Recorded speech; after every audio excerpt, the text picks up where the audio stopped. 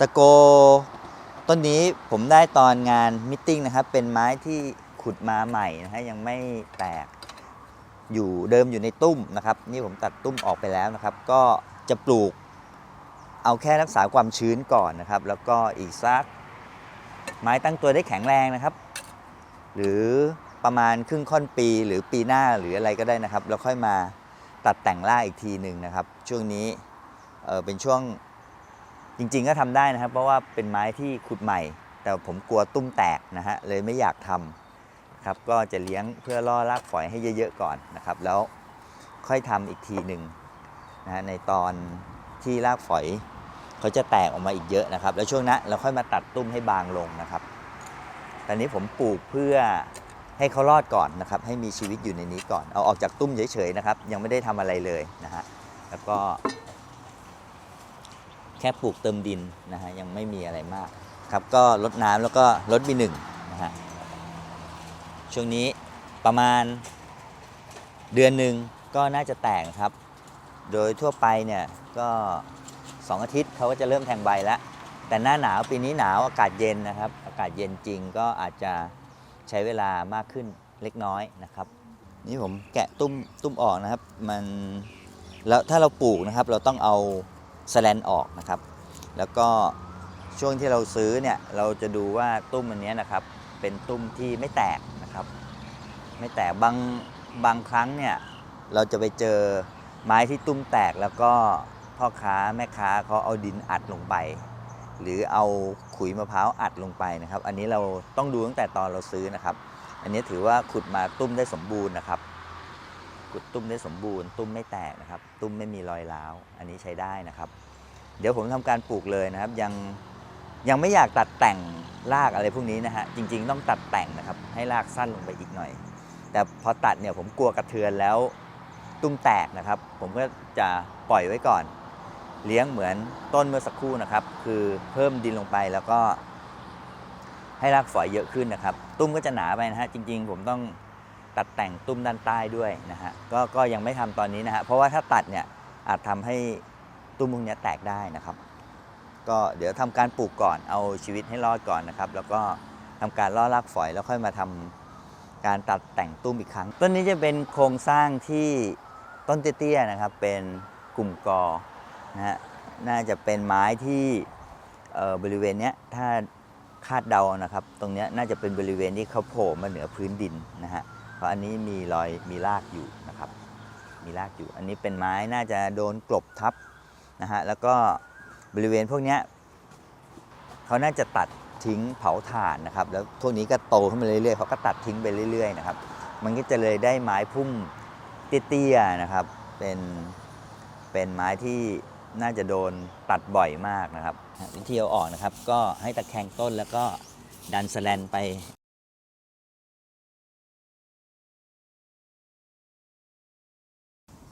เอาดินใส่ก้นกระถางนี้อย่างที่บอกนะครับคือปลูกเอารอดก่อนแล้วเดี๋ยวก็จะทายาบริเวณรากพวกนี้นะฮะจุดเด่นของต้นนี้นะครับก็โครงสร้างพวกนี้ดูเก่าแก่ดีนะฮะดูเก่าแก่ดีแล้วก็เขาเริ่มแตกนะฮะแต่ตะโกหรือไม้ขุดใหม่อะไรพวกนี้นะฮะแต่งมาประมาณนี้ก็เป็นสัญลักษณ์ที่ดีแต่จะวางใจ 100% นั้นยังไม่ได้นะฮะเขาอาจจะถอยไปได้อีกนะครับและโดยเฉพาะในช่วงหน้าหนาวด้วยนะครับยังเป็นช่วงที่ต้นไม้เนี่ยเติบโตช้านะครับเป็นช่วงที่ไม้จำศีลนะครับเราก็ต้องดูแลเขานะครับอย่ารดน้ำจนแฉะเกินไปนะครับต้องดูปริมาณเพราะว่าช่วงนี้ต้นไม้เขาไม่ค่อยกินน้ำแต่เราจำเป็นต้องให้มีความชื้นนะครับไม่งั้นรากเขาจะไม่แตกมันจะแห้งเกินไปนะครับมีรากพวกนี้นะฮะเดี๋ยวอีกหน่อยไม้แข็งแรงผมจะมาตัดให้สั้นลงนะครับนี้เลี้ยงเพื่อล่อรากฝอยก่อนดินจิ้มไปโคนๆจิ้มเฉียงๆอันนี้เป็นยาทาแผลฝาขาวนะฮะของจีนนะครับท่านที่สนใจก็ติดต่อได้ตามนี้เลยนะครับที่เราทาไว้นะครับอย่างแรกเนี่ยป้องกันการคายน้ำนะครับของรอยตัดและอย่างที่สอง มันจะป้องกันหัวเขียงไม่ให้แตกนะครับแล้วก็ป้องกันเชื้อโรคเชื้อรานะที่อาจเข้าจากแผลได้นะครับนี้ในกรณีที่เราเก็บหัวเขียงแล้วอะไรเนี่ยจะทำให้แผลเดินเร็วขึ้นนะครับเปลือกแผลเดินพุ่มได้เร็วขึ้นนะครับอันนี้ก็สั่งซื้อได้นะครับซึ่งคนเล่นบอนไซจำเป็นต้องมีนะครับยาทาแผลในกรณีที่เล่นไม้หัวเขียงพวกนี้จำเป็นเลยนะฮะเดี๋ยวผมก็จะรดน้ำแล้วก็พอรดน้ำชุ่มแล้วนะครับก็ใช้ B1 ผสมน้ำลดอีกครั้งหนึ่งนะครับนี่ขอปลูกให้รอดก่อนนะฮะก็ทาที่รากด้วยนะฮะป้องกันไว้เดี๋ยวบริเวณปลายรากนะครับผมอาจจะต้องเสริมแล้วก็เอาดินกบไว้นะฮะไม่ให้ปลายรากแห้งนะครับกระถางอาจจะบางไปนิดนึงนะฮะ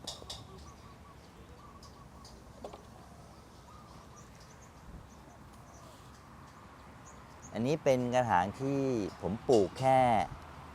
ให้ต้นไม้อยู่รอดก่อนนะครับถ้าจะเลี้ยงกันจริงๆให้จบเร็วจริงๆเนี่ยกระถางต้องใบใหญ่กว่านี้นะครับอันนี้เอาเท่าที่มีก่อนนะฮะไม่ได้เตรียมไว้สำหรับต้นนี้ครับเสน่ห์ของต้นนี้อีกจุดหนึ่งก็คือแอบมีประตูเงินประตูทองน้อยๆนะครับประตูเงินประตูทองในที่นี้หมายถึงว่าไม้ที่เกิดจากธรรมชาตินะครับแล้วกิ่งเขามาสัมผัสกันทำให้เกิดช่องว่างนะครับทำให้เกิดช่องว่างแบบนี้นะครับมาจากธรรมชาตินะครับไม่ใช่จงใจสร้างนะฮะอันนี้คนโบราณเขาถือว่าเป็นไม้เดิมมันเรียกว่าประตูผีนะฮะปัจจุบันเรียกกันว่าประตูเงินประตูทองเชื่อว่าป้องกันสิ่งอัปมงคลนะครับและปัจจุบันก็เชื่อว่าเป็นช่องที่นำเงินนำทองเข้ามาให้กับผู้ปลูกเลี้ยงนะครับอันนี้เป็น